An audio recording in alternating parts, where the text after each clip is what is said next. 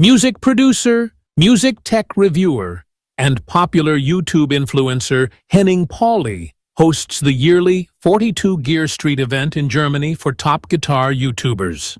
Henning Pauly, a well-known music producer, has a very scary prediction happening very soon. A heads up for professional musicians, singers, songwriters, and producers. Like it or not, the music future is AI, and it will not include you. It changed. That model of we work hard, make great music, we get a record contract where we get kind of raped by a record company, but at least we are touring the world and we're rock stars.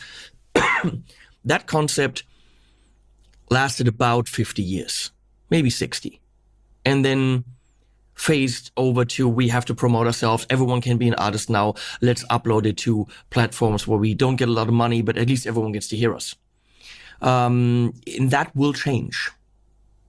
The way we enjoy and make music, the way we listen, the way we create, and what music we listen to will change. And I will give you a prediction at the end of this video. So I will show you Suno's studio. So the way Suno usually worked is you put in some lyrics here, you put in a style, and you get a song.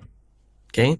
You can also click write full song, lyrics about the world of music changing with the chorus saying, I am done. I don't know. Very, very basic prompt. You can, of course, put a bigger prompt in there. And I mean, within seconds now, we're going to have a set of lyrics. I am done, chasing shadows, chasing sun. I'm done, this old song's no longer fun. So what I can do is select this option. Now it's in here. Now I can go and improve it, change it, which I usually do. I go into Rhyme Zone and do what I do as a songwriter, make it better, but I got a good start, right? And then I can say, give this to me in 80s rock driving beat 140 BPM D minor. You could put a lot more prompts in there. So I hit create and then I get a song. That's how that works. And you kind of live with a lot of the stuff. I mean, it's already done. Let's listen to that.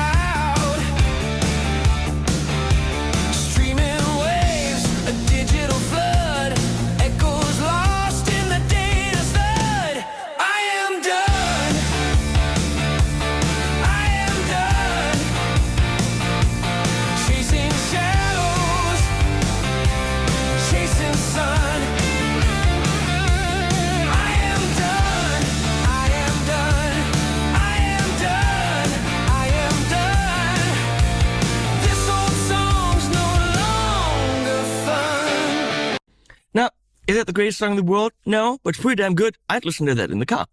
The studio. Before we get to the studio, I'll loaded this song in here. This is one of Rafa's songs, and I load that in here and said, add instrumental. By adding instrumental, it analyzed the song, wrote all the lyrics out, correctly identified verse, chorus, bridge, everything, which it needs to make it musically relevant, wrote this massively long prompt based on what it heard. Acoustic folk pop song in major key featuring a male vocalist with a clear, slightly melancholic tone. The primary instrumentation is an acoustic guitar playing a finger-picked arpeggiated pattern throughout, providing both rhythmic and harmonic foundation. The tempo is moderate and the chord progression is diatonic, creating a warm and inviting atmosphere. The song structure follows a verse-chorus format with a bridge. The melodies are simple and memorable, sung in a comfortable mid-range. Production is clean with an acoustic guitar and vocals prominent in the mix, suggesting a live or intimate recording feel. There are no complex effects, maintaining a natural, organic sound. This is what it got by listening to that. You know who can do that? Us, intelligent human beings, who have just been replaced because it wrote that out in seconds. So this is the original. Of last year's leaves, the mailbox of reminds of fees, and I'm not sure we need all those shoes. The hall's a mess, can't find my keys. The kid is hurt his other knee, and now we're cutting back on all the booze. Our hair getting grey, more work and less play. Our youth seems to fade, but can we complain? I guess that's just married life. So what you got is an acoustic guitar and a vocal, and that is it. What I wanted is an arrangement on top of the recording. It didn't do that. It re-performed the song with a similar voice and a similar feel, but changed some of the phrasing. It reinterpreted Rafa and then added shit. This is what came out after minutes.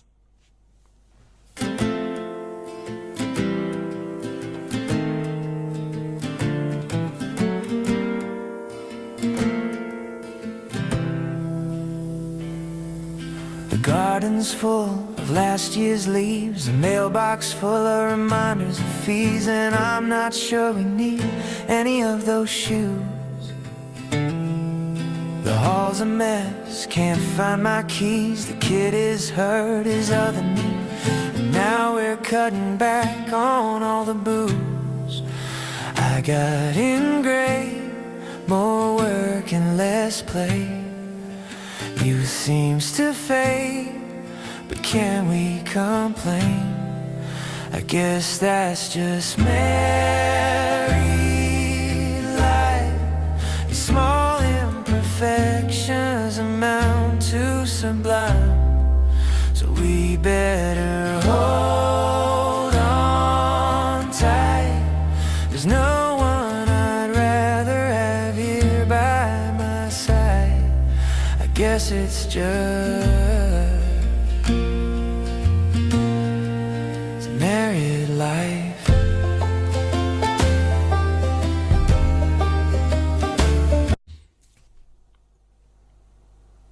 People say AI music doesn't have soul. It's soulless. Fuck that. I'm sorry. Tom, you said that. No, we want that to be true. We would love that to be true, for AI music to be cold and heartless and soulless. This was an amazing interpretation of what Rafa did, with a beautiful, absolutely musically fitting arrangement. Could I do that? Could I do that? No. Yes, with a day of work, Rafa in the studio, and recording it all, arranging it all would be loads of fun. Would I do it better? Nope.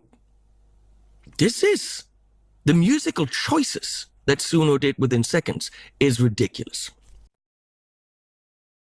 We skipped the tech babble that is only useful to music techs. My biased summary is that even a pro can make a good song much worse by overproduction. Just add stuff because you think it might be cool or because you like orchestral sounds, etc. In this case, the AI got it right. Simpler is most often better. Most of what AI has created, I actually enjoy as songs more than a lot of the music I've heard lately on Apple Music from the suggestions that it does in the styles that I want to listen to, which is really sad. But AI writes killer shit. Great hooks, great dynamics, all the musical decisions that I enjoy in good music. It does right. It's not soulless. It really isn't. I really enjoy these songs.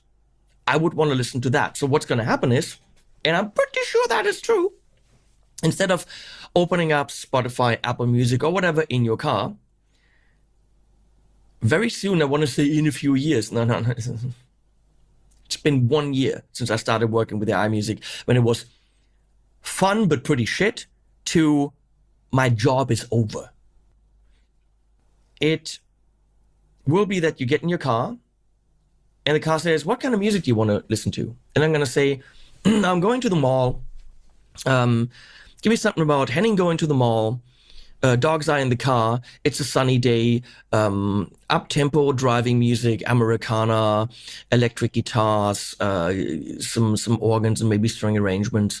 Cool 3-part harmony, backing vocals, and give me a whole album of that, of varying degrees of speed, time signature, and dynamics. And then 30 seconds later, it'll start playing. And on my way to the mall, I'm listening to a whole album of songs about my day, about me and the dogs. Of course, it'll learn about me. It'll learn about my preferences. And I might rate the songs. I might give it 1, 2, 3, 4, 5 stars. And then, a month later, it knows exactly what kind of music it has to write based on my prompts, because it learns my personal preferences way better than a playlist on Apple Music might. And what makes us like music? Well, we identify with an artist because they might have a similar story. We identify with what they write because we see ourselves in it. Our feelings, our emotions are mirrored in their music, whether it's happy, sad, aggressive, whatever it is. We feel a kinship to the artist.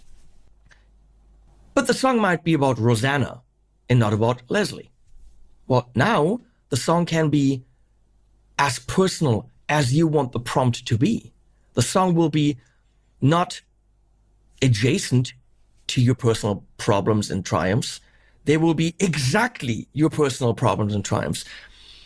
It'll be your songs. And even though it's not, but the average listener will feel ownership of that AI-generated music because it is about them, if you want it to be. Or it is about whatever they want it to be, and then they feel like, well, I told it it's about that. So I'm pretty sure that listening to music is going to be, give me that kind of music about that kind of situation in that kind of mood, and then it plays that. I mean, further down the line, and who knows how long, but not years, not many years, it might actually measure your heart rate and your mood and your whatever levels in your body and know exactly what music you need at that point in time. Do you need workout music because you're working out right now? Oh, Henning, I noticed you're working out. Do you want something nice up-tempo that's exactly your current heart rate? I mean, wouldn't happen because I don't work out, fuck that. But you see where it's going? Completely personalized music. And we're all saying, no, we don't want that. We want the true human music. But you know that that is where it's heading. I'm thinking, and I know it's horrible to say this, I'm thinking that very soon the age of human-generated music is done. Not because I wanted to. I'm a musician. This is my life. But I see how good this is. It is already better than us. This is beta version 1. And it's already doing things that a trained musician can't do. If I wanted to write these strings, yes, I can. But I have to get that level, I have to bring string players in it, thousands. This does it in 30 seconds. So not even. It's already surpassed very gifted musicians. It's writing good stuff. It's arranging good stuff. We've already been replaced.